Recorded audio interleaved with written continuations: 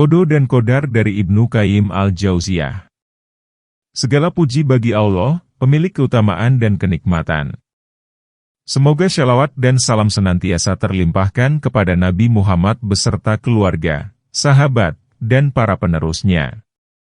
Suatu hal terpenting yang harus diketahui oleh manusia yang mulia ini adalah apa yang terdapat dalam qada, sesuatu yang ditetapkan Allah pada makhluknya berupa penciptaan, peniadaan, perubahan, hadar, sesuatu yang ditentukan Allah sejak permulaan, azali, hikmah, dan taklil. Bermakna bahwa seorang pembicara ingin menjelaskan sebuah hukum yang berlaku atau kejadian yang akan berlaku, namun sebelum menjelaskan hukumnya, ia menjelaskan sebab, ilah, terjadinya hukum tersebut. Hal itu merupakan tujuan utama, dan iman kepadanya merupakan kutub roh dan disiplin tauhid sekaligus sebagai pondasi agama yang jelas. Selain itu, ia juga merupakan salah satu rukun iman dan kaidah dasar ihsan, kesempurnaan atau terbaik, yang landasan. Keadilan adalah kunci penguasa, hikmah adalah wujud dari pujian, dan tauhid mencakup puncak hikmah dan kesempurnaan nikmat. Tidak ada Tuhan selain Allah semata, yang tiada sekutu bagi Allah. Allah yang berhak menyandang kekuasaan dan mendapat pujian, dan Allah Maha Kuasa atas segala sesuatu. Dengan hadar, sesuatu yang ditentukan Allah sejak azali, maka tampaklah ciptaan dan ketetapan Allah. Ketahuilah bahwa penciptaan dan perintah itu hanyalah hak Allah Tabaraka wa Ta'ala, Tuhan semesta alam.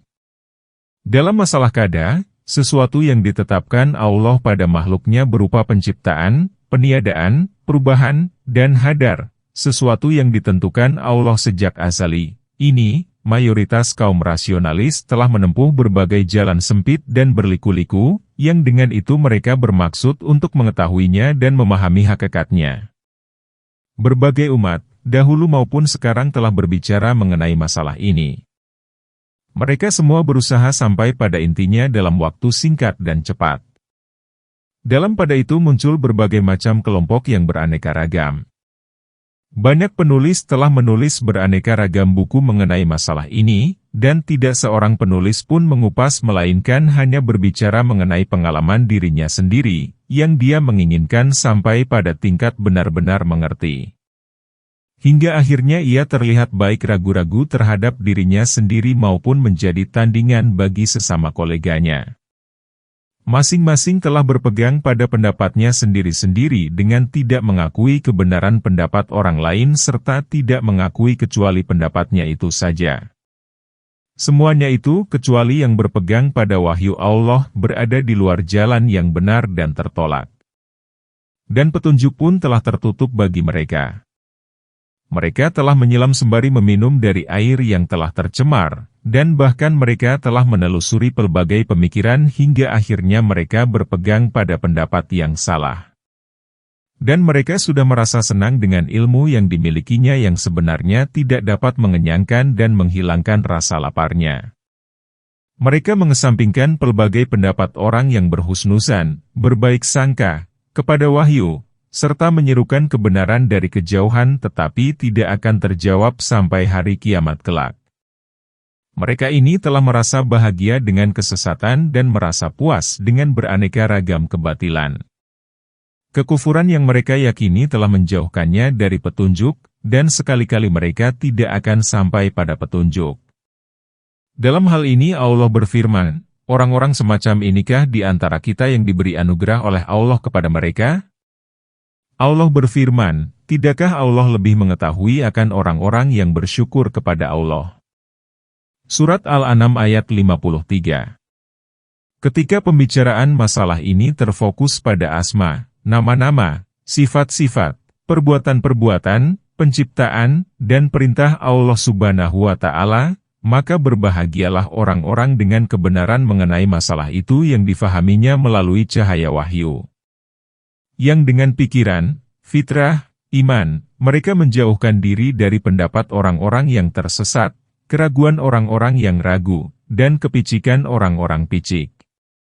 Mereka telah mengalirkan hidayahnya dari sabda-sabda Rasulullah, karena sabda-sabda beliau itu mengenai masalah ini dan juga yang lainnya telah cukup memadai untuk dijadikan petunjuk dan penerang, serta dapat menempati posisi penafsir apa yang dikandung Al-Quran. Kemudian apa yang disabdakan beliau itu dibaca dan difahami oleh para sahabatnya secara benar dan melalui jalan yang lurus. Setelah itu, kalimat-kalimat yang disampaikan para sahabat itu cukup memadai dan sangat bermanfaat. Yang demikian itu karena masa kehidupan mereka yang lebih dekat dengan Rasulullah dan pengambilan langsung dari sumbernya yang merupakan sumber segala kebaikan dan dasar segala petunjuk. Kemudian langkah para sahabat itu diikuti para tabi'in. Mereka menempuh jalan dan manhaj, artinya jalan yang jelas dan terang, yang telah ditempuh para sahabat serta menggunakan petunjuk yang telah digunakannya, dan menyeru kepada apa yang mereka serukan. Selanjutnya pada masa mereka, atau tepatnya pada akhir masa sahabat, muncul faham Qadariyah, adalah faham yang mengakui tidak adanya takdir, yang merupakan penganut Majusi, penyembah api, dari umat ini, yang mereka berpendapat bahwa takdir itu tidak ada. Dan segala sesuatu itu tergantung pada diri sendiri. Jika ia berkehendak, maka ia dapat memberikan petunjuk pada dirinya sendiri, barang siapa menghendaki juga dapat menyesatkan dirinya sendiri, serta siapa yang berkehendak, maka ia dapat menghinakan dirinya, dan siapa yang menginginkan, maka ia akan mengantarkan dirinya kepada kebaikan. Semuanya itu kembali pada kehendak hamba itu sendiri dan tidak ada hubungannya sama sekali dengan kehendak Tuhan. Mereka datang tepat setelah para ulama salaf, adalah para sahabat dan tabi'in dari mereka yang hidup pada 3 abad pertama, serta para imam yang mengikuti mereka. Seperti misalnya, Imam 4, Maliki, Hanafi, Syafi'i dan Hambali, Sufyan Tsauri, Sufyan bin Uyainah, Laits bin Sa'ad, Abdullah bin Mubarak, Bukhari, Muslim, dan para penulis buku sunnah, serta semua syaikh Islam yang mempertahankan jalan para sahabat dan tabi'in seperti misalnya, Ibnu Taimiyah dan Ibnu Qayyim, di atas. Mereka menetapkan apa yang telah dibangun oleh kelompok Qadariyah, adalah faham yang mengakui tidak adanya takdir, di atas yang berupa penghilangan takdir yang mereka sebut sebagai keadilan. Lalu mereka menambahnya dengan penghilangan sifat-sifat Allah Subhanahu wa Ta'ala dan hakikat nama-nama Allah, dan mereka menyebutnya tauhid. Jadi, menurut mereka, keadilan adalah mengeluarkan segala bentuk tindakan, gerakan, ucapan, dan kehendak para malaikat, manusia, dan jin dari kekuasaan, kehendak, dan penciptaan Allah. Sedangkan tauhid menurut mereka adalah peniadaannya dari sifat-sifat kesempurnaan dan kebesaran Allah. Mereka menetapkan bahwa Allah itu tidak memiliki pendengaran, pandangan, kekuasaan, kehidupan, kehendak, tidak memiliki pembicaraan dan tidak berbicara, tidak memiliki perintah dan tidak memerintah, serta tidak berbicara. Dan firman Allah itu tidak lain hanyalah sekedar suara, huruf yang diciptakannya di udara atau di tempat penciptaan. Dan dia juga tidak bersemayam di arsy, tidak ada tangan yang sampai menjangkau di sana, tidak ada juga malaikat dan roh yang sampai ke arsy tersebut. Perintah dan wahyu itu bukan turun dari Allah, dan di atas arsy itu tidak ada Tuhan yang disembah, dan apa yang di atas arsy itu tidak lain hanyalah ketiadaan dan kenafian belaka. Demikian itulah tauhid dan keadilan mereka. Setelah itu muncul kelompok lain dari faham Qadariyah juga. Kelompok ini meniadakan tindakan, kehendak, dan pilihan hamba. Selain itu, kelompok ini juga mengklaim bahwa gerakan manusia itu bersifat pilihan seperti layaknya gerakan pepohonan ketika ditiup angin dan juga seperti gerakan ombak. Dalam hal ketaatan dan kemaksiatan, manusia itu dalam keadaan dipaksa dan tidak diberikan kebebasan. Kemudian para pengikut kelompok ini mengikuti jejak dan manhajnya, artinya jalan yang jelas dan terang. Mereka menetapkan faham ini, berkiblat padanya serta mengesahkannya. Dan mereka memberikan tambahan pada pendapat kelompok ini, yaitu bahwa tugas yang dibebankan Tuhan kepada hamba-hamba Allah itu semuanya merupakan beban yang di luar kemampuan. Dan pada hakikatnya pembebanan itu seperti pembebanan pada bangku kecil untuk dijadikan alat mencapai lantai ketujuh. Dengan demikian, pembebanan seorang hamba untuk beriman dan menjalankan peraturan Allah merupakan pembebanan tugas yang tidak dapat dikerjakan seorang hamba, dan ia sama sekali tidak memiliki kemampuan untuk itu. Karena sebenarnya, tugas itu hanya dapat dilaksanakan oleh Tuhan saja. Lalu Allah membebankan tugas tersebut kepada hamba-hamba yang sama sekali tidak mampu menjalankannya. Setelah itu Allah memberikan siksaan atasnya, padahal sebenarnya mereka sama sekali tidak mengerjakannya. Kemudian jejak mereka itu diikuti oleh para pengagumnya, yang mereka mengatakan bahwa di alam ini tidak ada sama sekali yang namanya maksiat, karena pelaku berada dalam ketaatan penuh terhadap iradah, kehendak, dan sejalan dengan apa yang diinginkan. Sebagaimana yang diungkapkan, aku berbuat sesuai dengan apa yang menjadi kehendak Allah dariku, dengan demikian semua perbuatanku ini adalah ketaatan. Kemudian sebagian mereka dicela atas tindakannya berbuat maksiat, maka mereka berujar, jika engkau berbuat maksiat kepada Allah, berarti engkau telah menaati kehendak Allah, karena orang yang menaati kehendak, iradah, itu tidak dicela, dan pada hakikatnya ia tidak dapat dihinakan. Para pendukung faham ini dari kalangan kaum teologis bahwa iradah masyiah, Allah maha berkehendak dan maha melakukan apa yang dikehendaki Allah, dan mahabbah, cinta, itu dalam pandangan Tuhan adalah satu. Jadi, menurutnya, mahabbah, cinta, itu adalah kehendak itu sendiri. Dan semua yang ada di alam ini sudah merupakan kehendak dan keinginan Allah, dan apa yang menjadi kehendak dan keinginan Allah berarti telah menjadi kecintaan Allah. Penulis, Ibnu Qayyim al-Jauziyah, diberitahu oleh Syekhul Islam, adalah Abu Abbas Taqiyuddin Ahmad bin Abdul Halim, yang lebih dikenal dengan sebutan Ibnu Taimiyah. Meninggal dunia pada tahun 728 Hijriah. Ia adalah Imam Mujaddid, pembaharu. Syekhul Islam ini telah mendengar hadis dan mendukung penuh sunnah dengan bukti-bukti yang jelas. Ia termasuk orang-orang yang bertakwa. Dan ia juga memiliki pandangan mengenai ilmu filsafat dan pendapat para teologis, bahwa beliau telah mencela kelompok ini atas kecintaannya pada sesuatu yang dibenci Allah Subhanahu wa Ta'ala dan Rasul Allah. Penganut kelompok itu pun berkata, mahabbah, cinta, itu adalah api yang membakar semua selain yang menjadi kehendak mahbub, yang dicintai. Sedang semua yang ada di alam ini adalah kehendak Allah. Lalu apalagi yang lebih dibenci dari hal itu? Ibnu Taimiyah menuturkan, lalu kukatakan kepadanya, jika Allah telah murka, melaknat, marah, dan mencela suatu kaum, maka apakah engkau masih mendukung, mencintai mereka dan menyukai perbuatan mereka, serta engkau rela menjadi teman setia atau musuh mereka? Maka penganut faham Jabariyah itu terdiam 1000 bahasa dan tidak sepatah kata pun keluar dari mulutnya.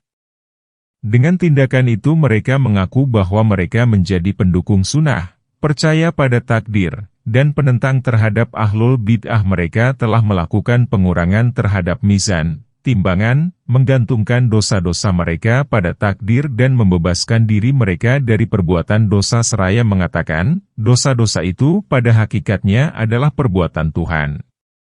Dan jika mendengar orang yang memohon ampunan kepada Tuhannya, maka mereka mengatakan, Maha Suci Engkau, ya Tuhan kami, ini adalah dusta yang besar. Kejahatan itu bukan tertuju kepadamu sedang semua kebaikan berada di tanganmu. Bahkan kelompok ini telah berprasangka buruk kepada Allah dan menganggap Allah benar-benar telah melakukan kezaliman, di mana mereka berkata, sesungguhnya semua perintah dan larangan Tuhan itu sama dengan penugasan seorang hamba untuk menaiki langit, dan juga seperti penugasan seorang mayat untuk menghidupkan orang-orang yang sudah meninggal. Dan Tuhan mengazab hamba-hamba Allah karena suatu perbuatan yang mereka tidak sanggup meninggalkannya atau meninggalkan perbuatan yang mereka tidak sanggup mengerjakannya. Dan tidak ada seorang pun di dunia ini yang diberikan kebebasan, melainkan berada dalam paksaan. Pada saat yang sama, suatu kaum itu juga tidak memiliki sebab, tujuan, hikmah, dan kekuatan pada tubuh mereka, tidak juga karakter dan bakat. Dengan demikian, pada air tidak terdapat kekuatan yang mendinginkan, pada api tidak terdapat kekuatan yang memanaskan, pada makanan juga tidak terdapat kekuatan, serta pada obat juga tidak terdapat kekuatan penyembuh, pada mata juga tidak terdapat kekuatan melihat, pada telinga tidak terdapat kekuatan mendengar, pada hidung tidak terdapat kekuatan mencium, dan pada hewan tidak terdapat kekuatan bekerja dan menarik. Dan Tuhan tidak melakukan sesuatu dengan sesuatu, dan menciptakan sesuatu untuk sesuatu yang lain. Jadi, pada tindakan Tuhan itu tidak ada sebab dan tidak ada juga akibat. Lebih lanjut penganut faham ini menambahkan, bahwa perbuatan itu sama sekali tidak dibagi menjadi baik dan buruk. Pada saat yang sama mereka juga tidak mengakui adanya perbedaan antara jujur dan dusta, kebajikan dan kejahatan, keadilan dan kezaliman, sujud kepada Tuhan dan sujud kepada syaitan, berbuat baik kepada sesama manusia dan berbuat buruk kepada sesama manusia juga, tidak ada perbedaan antara celaan dan pujian. Jadi, untuk mengetahui baik dari yang buruk itu adalah dengan melalui perintah dan larangan semata. Oleh karena itu diperbolehkan melarang apa yang telah diperintahkan Allah, dan memerintahkan apa yang telah dilarang Allah. Dan sebagian pendukung faham tersebut juga menambahkan bahwa semua badan ini sebenarnya adalah sama sehingga sebenarnya tidak ada perbedaan antara badan api dan badan air, dan badan emas dan badan kayu, tetapi yang berbeda hanyalah sifat dan karakternya belaka dengan masih adanya persamaan dalam batasan dan hakikatnya. Lebih lanjut mereka memberi tambahan pada hal itu seraya berujar, seluruh karakter itu tidak akan bertahan dalam 2 waktu. Jika Anda menyatukan antara pendapat mereka yang menyatakan tidak adanya ketetapan karakter, dengan pendapat mereka yang menyamakan semua tubuh dan perbuatan, dan bahwa manusia ini sama sekali tidak berbuat, tidak mempunyai sebab dalam kelahirannya, tidak mempunyai kekuatan, bakat, dan karakter.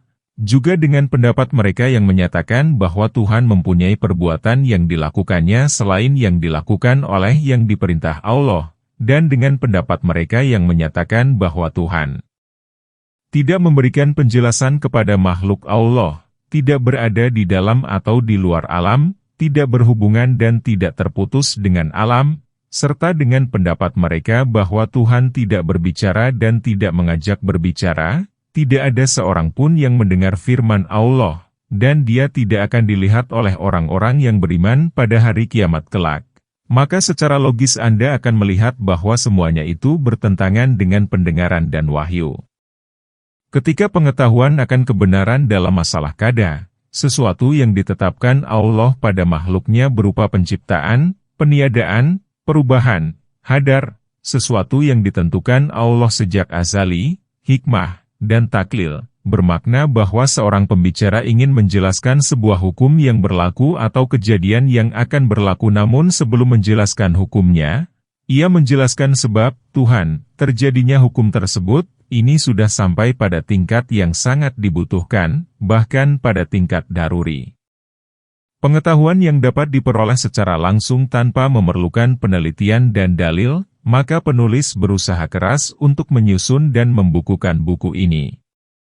Buku ini memiliki makna tersendiri dan keistimewaan yang luar biasa. Dan kami beri judul, Shifawel Alil fi Masailil Qada, Wal Hadar Wal Hikmah Wat Taklil. Untuk itu penulis menyajikannya dalam beberapa bab berikut ini. Bab 1, mengenai penentuan takdir pada semua makhluk sebelum penciptaan langit dan bumi. Bab 2, mengenai penentuan Tuhan terhadap kesengsaraan, kebahagiaan, rezeki, ajal, dan amal hamba-hamba Allah sebelum penciptaan mereka. Dan itu adalah takdir kedua. Bab 3, mengenai perdebatan Adam dan Musa dalam masalah di atas. Bab 4, mengenai takdir ketiga, yaitu ketika janin masih berada di dalam rahim ibunya. Bab 5, mengenai takdir keempat, yaitu Lailatul Hadar. Bab 6, mengenai takdir kelima, yaitu tentang hari. Bab 7, mengenai ditetapkannya kesengsaraan dan kebahagiaan lebih awal itu tidak menuntut ditinggalkannya amal, tetapi diwajibkan untuk berusaha keras melakukannya, karena takdir itu ditetapkan melalui adanya beberapa sebab. Bab 8, mengenai firman Allah, sesungguhnya orang-orang yang telah ada untuk mereka ketetapan yang baik dari kami, mereka itu dijauhkan dari neraka. Bab 9, mengenai firman Allah, sesungguhnya kami menciptakan segala sesuatu menurut ukuran. Bab 10, mengenai tingkatan kada dan hadar, di mana orang yang mempunyai ma'rifah, ilmu mengenal Allah Ta'ala, sempurna dan iman terhadapnya, berarti telah beriman kepada hadar. Tingkatan pertama. Bab 11, mengenai tingkatan kedua kada dan hadar, yaitu tingkatan penetapan. Bab 12, mengenai tingkatan ketiga, yaitu tingkatan kehendak. Bab 13, mengenai tingkatan keempat, yaitu tingkatan penciptaan amal. Bab 14, mengenai tingkatan-tingkatan petunjuk dan kesesatan. Bab 15, mengenai tahap, hatam, kafl, gal, sad, gisyawah, dan lain-lain semisalnya. Bab 16, mengenai kesendirian Allah dalam menciptakan zat, sifat, dan perbuatan. Bab 17, mengenai kasab dan jabar serta arti keduanya menurut bahasa dan istilah. Bab 18, mengenai perbuatan dalam kada dan hadar serta penyebutan kata fiil, perbuatan, dan infial. Bab 19, mengenai perdebatan antara faham Jabariyah dan faham Sunni. Bab 20, mengenai perdebatan antara faham Qadariyah dan faham Sunni. Bab 21, mengenai penyucian kada, Tuhan dari syirik. Bab 22, mengenai cara penentuan hikmah Tuhan dalam penciptaan dan perintahnya, serta penentuan tujuan dan hasil yang diharapkan. Bab 23, mengenai pertanyaan yang diajukan orang-orang yang menafikan hikmah dan jawaban terhadapnya. Bab 24, mengenai makna pendapat ulama salaf, di antara dasar-dasar iman kepada hadar baik dan buruknya, manis dan pahitnya. Bab 25, mengenai penjelasan tentang kesalahan pendapat orang yang menyatakan bahwa Tuhan itu menghendaki perbuatan jahat dan juga berbuat. Bab 26, mengenai hadis Rasulullah Shallallahu Alaihi Wasallam, aku berlindung kepada keridaan-Mu dari kemurkaan-Mu, dan aku berlindung kepada maaf-Mu dari siksaan-Mu, dan aku berlindung kepadamu dari dirimu, yang menunjukkan penetapan hadar dan rahasia doa ini. Bab 27, mengenai masuknya iman kepada kada, hadar, keadilan, dan tauhid dalam sabda beliau, hukum-Mu telah berlaku padaku dan adil terhadapku, serta beberapa kaidah agama yang terkandung dalam hadis ini. Bab 28, mengenai hukum-hukum keridaan terhadap kada, dan perbedaan manusia mengenai hal itu. Bab 29, mengenai pembagian kada, hadar, iradah, kehendak, kitabah, penetapan, hukum, perintah, izin, kalimat, kebangkitan, pengutusan rasul, pengharaman, pemberian, pelarangan. Keberadaan Rasul berkaitan dengan makhluk Allah dan agama Islam berkaitan dengan perintah Allah. Bab 30, mengenai fitrah pertama yang Allah telah menciptakan hamba-hamba Allah berdasarkan fitrah tersebut, dan penjelasan bahwa fitrah itu tidak bertentangan dengan kada dan keadilan. Apa yang benar dalam buku ini semuanya berasal dari Allah semata. Dan yang salah berasal dari diri penulis sendiri dan dari syaitan, sedang Allah dan Rasul Allah terlepas dari kesalahan tersebut. Semoga para pembaca dan pemerhati buku ini akan mendapatkan manfaat yang terkandung di dalamnya. Jangan Anda tergesa-gesa menolak sesuatu yang belum Anda ketahui sebabnya dalam buku ini. Jangan pula kebencian kepada penulis buku ini dan para sahabatnya menjadikan Anda menolak semua isi buku ini, yang mungkin tidak akan Anda temukan pada buku yang lain.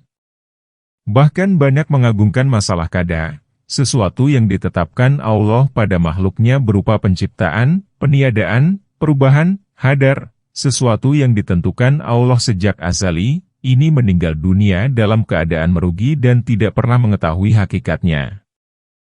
Allah Azza wa Jalla telah membagikan fadilah, keutamaan, Allah kepada seluruh makhluk Allah berdasarkan ilmu dan hikmah Allah, karena Allah Maha Mengetahui lagi Maha Bijaksana. Keutamaan itu hanya berada di tangan Allah yang diberikan kepada siapa saja yang dikehendaki Allah. Dan Allah mempunyai keutamaanlah yang sangat agung. 1. Takdir pertama, penetapan takdir sebelum penciptaan langit dan bumi. Dari Abdullah bin Amr bin Ash, ia bercerita, aku pernah mendengar Rasulullah bersabda, Allah telah menetapkan takdir makhluk ini sebelum Allah menciptakan langit dan bumi dalam jarak waktu 50.000 tahun.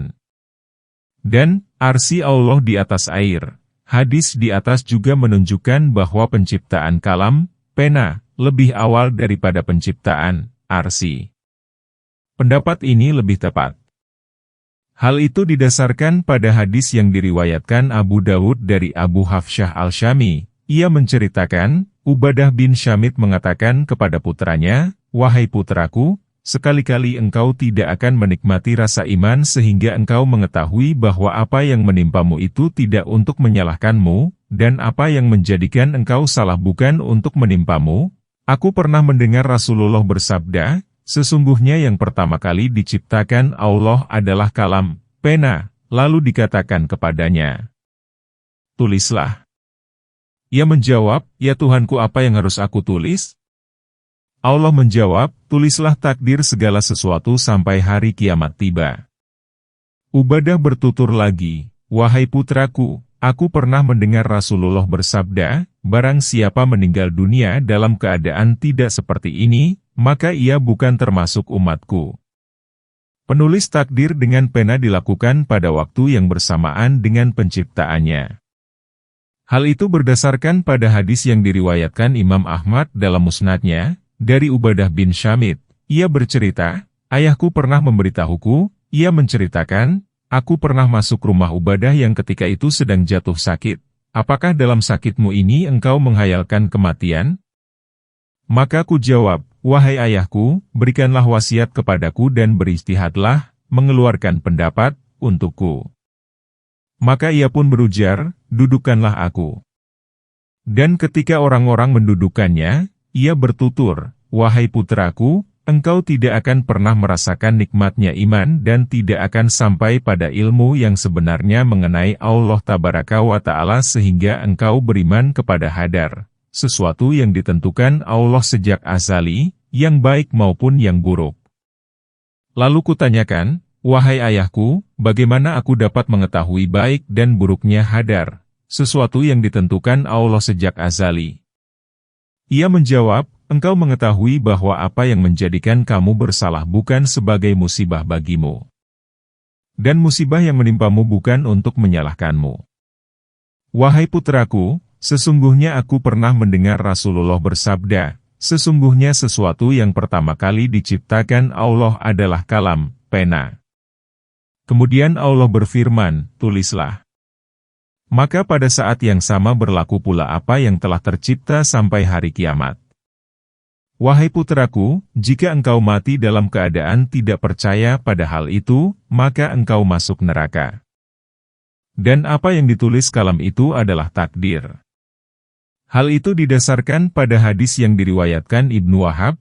Umar bin Muhammad pernah memberitahuku bahwa Sulaiman bin Mahran pernah memberitahunya. Ia bercerita, Ubadah bin Syamit pernah menuturkan, panggilkan putraku sehingga aku dapat memberitahukan kepadanya apa yang pernah aku dengar dari Rasulullah. Beliau bersabda, sesungguhnya sesuatu yang pertama kali diciptakan oleh Allah dari makhluk Allah ini adalah kalam.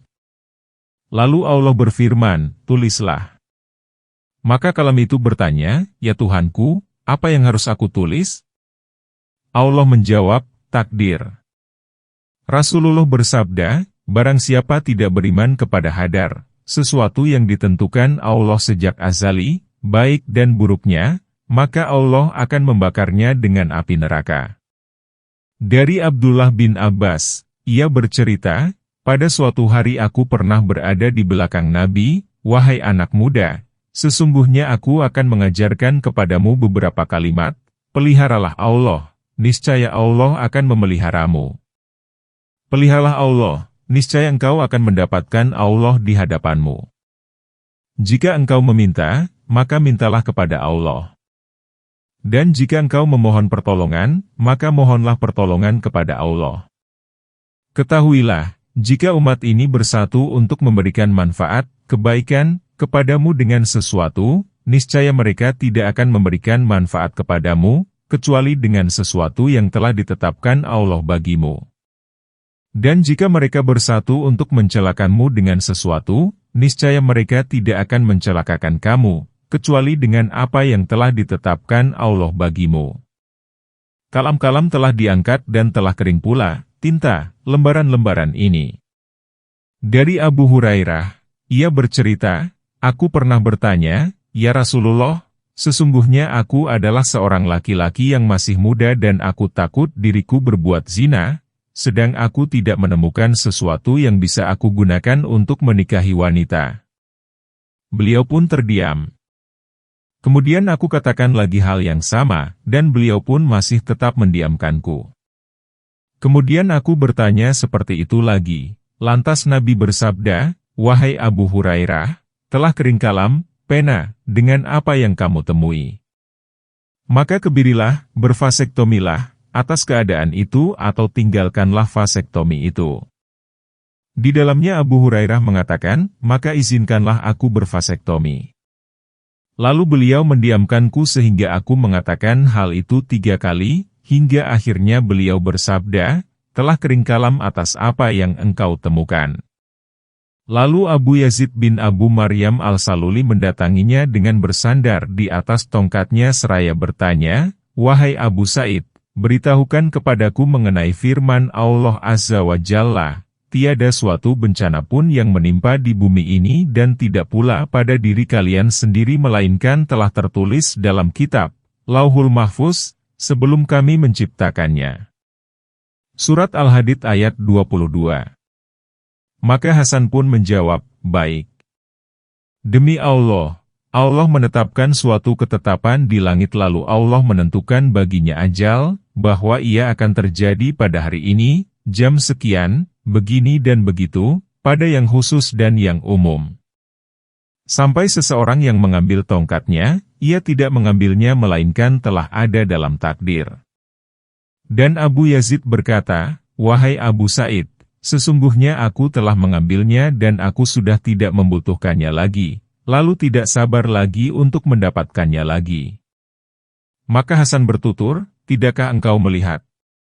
Para ulama telah berbeda pendapat mengenai damir, kata ganti, dalam firman Allah, min qabli an nabraha. Ada yang mengatakan bahwa damir, ha, itu kembali kepada anfus, jiwa, karena kedekatannya dengan Allah. Ada juga yang berpendapat bahwa damir itu kembali pada kata al-ard, bumi. Dan ada juga yang berpendapat bahwa ia kembali pada al-musibah, musibah. Yang benar, damir itu kembali pada al-bariyah, alam semesta, yang mencakup segala hal di atas. Hal itu ditunjukkan oleh siyak, susunan kata, pada ayat di atas. Dan firman Allah, nabra'aha, sehingga ketiga takdir itu tersusun dalam satu sistem. Wallahu alam.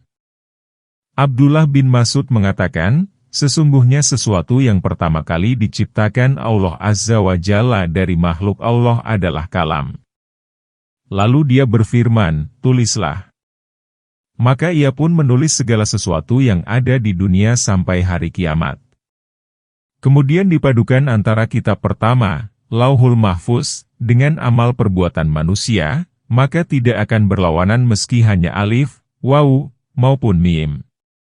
Dari Abdullah bin Amr, ia bercerita, aku pernah mendengar Rasulullah bersabda, sesungguhnya Allah Azza wa Jalla menciptakan makhluk Allah dalam kegelapan, lalu Allah memancarkan cahaya Allah kepada mereka. Barang siapa yang mendapatkan sedikit dari cahaya tersebut, berarti ia telah mendapatkan petunjuk. Dan barang siapa yang tidak mendapatkannya, berarti dia telah sesat. Abdullah bin Amr mengatakan, oleh karena itu aku katakan, telah kering kalam atas apa yang telah terjadi. Ia berkata, ayahku pernah memberitahuku, di mana ia bercerita, aku pernah masuk rumah Abdullah bin Amr bin Aash dan ia sedang berada di kebun miliknya di Taif yang diberi nama Al-Wahtah, lalu kukatakan, sesuatu yang engkau sampaikan kepadaku, yang engkau berbicara tentangnya dari Rasulullah. Beliau bersabda, barang siapa meminum homer, maka taubatnya tidak akan diterima selama 40 pagi. Dan sesungguhnya orang yang sejahtera adalah yang sejahtera di dalam perut ibunya. Ia juga mengatakan, aku pernah mendengar Rasulullah Shallallahu Alaihi Wasallam bersabda, sesungguhnya Allah menciptakan makhluk Allah dalam kegelapan, kemudian Allah memancarkan cahaya. Barang siapa yang pada hari itu memperoleh sedikit dari cahaya itu, maka ia telah mendapat petunjuk. Dan barang siapa tidak memperolehnya, berarti ia telah tersesat. Oleh karena itu, kukatakan, telah kering kalam atas ilmu Allah. Ia menahan seorang pemuda dari kaum Quraisy yang bergelimang dalam minuman homer. Lalu kukatakan, telah sampai kepadaku hadis darimu, bahwa barang siapa meminum minuman homer, maka tidak akan diterima taubatnya selama 40 pagi. Dan bahwasanya orang yang sejahtera adalah orang yang sejahtera di dalam perut ibunya. Dan bahwa siapa yang mendatangi Baitul Maqdis, dan tidak ada yang menyenangkan hatinya kecuali sholat di dalamnya, maka dosa-dosanya akan lepas darinya seperti pada saat ia dilahirkan oleh ibunya. Ketika pemuda itu mendengar penyebutan homer, maka ia menarik tangannya dari Abdullah bin Amr, dan kemudian pergi. Maka Abdullah bin Amr pun berkata, sesungguhnya aku tidak pernah memperkenankan seseorang mengatakan dariku sesuatu yang belum pernah aku katakan. Aku pernah mendengar Rasulullah bersabda, barang siapa meminum seteguk minuman homer, maka tidak akan diterima syalatnya selama 40 pagi. Jika ia bertaubat, maka Allah akan mengampuninya. Dan jika ia mengulanginya kembali, maka tidak akan diterima syalatnya selama 40 pagi. Dan jika ia bertaubat, maka Allah akan mengampuninya. Dan jika ia mengulanginya kembali, Abdullah bin Amr mengatakan, aku tidak tahu pada ketiga atau keempat kalinya. Maka hak bagi Allah untuk menyiramnya dengan lumpur panas pada hari kiamat kelak. Abdullah bin Amr juga menceritakan, aku pernah mendengar Rasulullah bersabda, sesungguhnya Allah Azza wa Jalla telah menciptakan makhluk Allah dalam kegelapan, kemudian Dia memancarkan cahaya Allah kepada mereka. Barang siapa yang pada itu mendapatkan bagian dari cahaya itu, berarti ia telah mendapatkan petunjuk. Dan barang siapa tidak mendapatkannya, berarti ia telah tersesat. Oleh karena itu aku katakan, telah kering kalam atas ilmu Allah. Dan aku, Abdullah bin Amr, juga menceritakan, aku pernah mendengar Rasulullah bersabda, sesungguhnya Sulaiman bin Daud pernah meminta kepada Allah Azza wa Jalla 3 hal, lalu Allah memberikan 2 hal. Dan kami berharap hal ketiga itu menjadi bagian kita.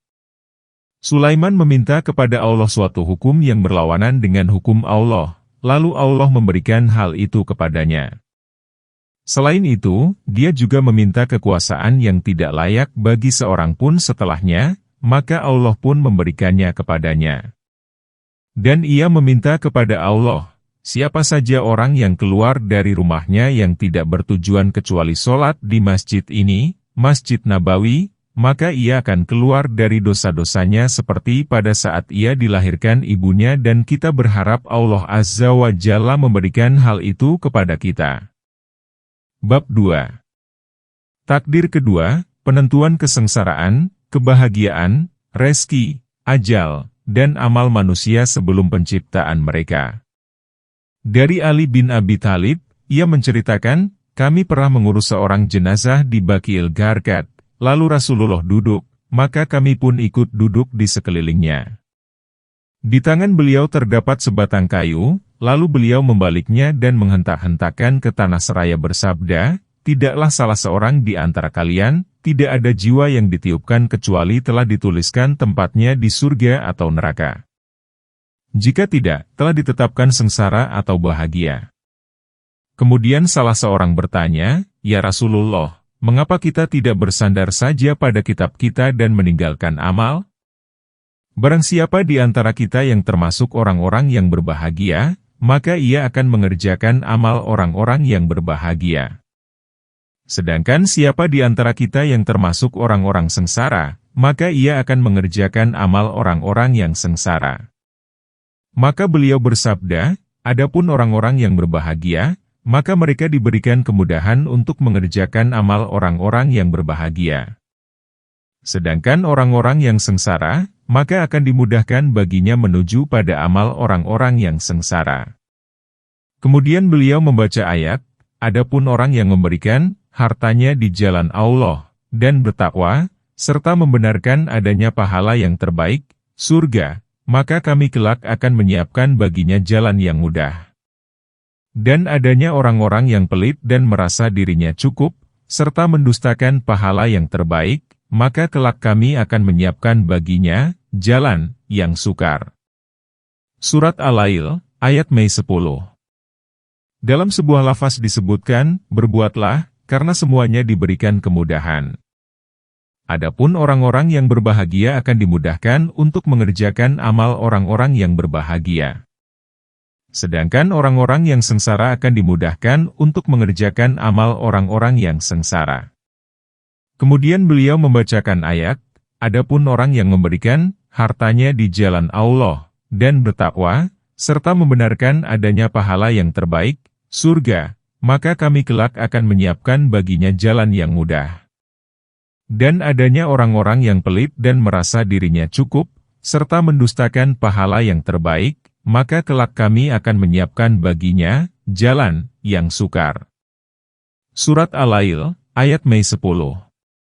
Dan dari Imran bin Hashim, ia bercerita, pernah ditanyakan kepada Rasulullah, "Ya Rasulullah, apakah penghuni surga mengetahui siapa penghuni neraka itu?" Beliau menjawab, "Ya." Kemudian ditanyakan lagi, "Lalu untuk apa orang-orang itu berbuat?" Beliau menjawab, "Masing-masing telah dimudahkan mencapai apa yang diciptakan baginya." Muttafaqun alaih, kesepakatan jalan periwayatan hadis. Dan pada sebagian jalan Bukhari disebutkan, masing-masing mengerjakan apa yang telah diciptakan untuknya, atau dimudahkan untuknya. Dari Abu Aswad Al-Du'ali, ia menceritakan, Imran bin Hasin pernah mengatakan kepadaku, "Bagaimana menurut pendapatmu mengenai apa yang dikerjakan dan diusahakan manusia pada hari ini? Apakah hal itu karena takdir yang sudah ditentukan bagi mereka lebih dahulu ataukah dikarenakan dari apa yang mereka terima dari ajaran Nabi mereka yang mereka tidak dapat membantahnya?" Kemudian Rasulullah menjawab, "Tidak, tetapi yang demikian itu dikarenakan takdir yang telah ditetapkan atas mereka." Lalu ia bertanya, "Apakah dengan demikian itu bukan suatu kezaliman?" Jawabannya, karena Allah sudah tahu atau melihat kepada manusia apa yang akan dilakukannya. Karena Allah memiliki semua waktu dan Dia tahu apa yang akan terjadi kepada manusia itu. Apa yang akan dikerjakannya? Maka aku dibuat sangat terheran oleh pertanyaan tersebut. Dan kukatakan, segala sesuatu telah diciptakan Allah dan dimiliki tangan Allah, sehingga Allah tidak dimintai pertanggungjawaban akan tetapi merekalah yang akan dimintai pertanggungjawaban. Setelah itu ia berkata kepadaku, "Semoga Allah memberkatimu, sesungguhnya aku tidak ingin dari pertanyaan yang kuajukan kepadamu tadi kecuali untuk menjaga logikamu."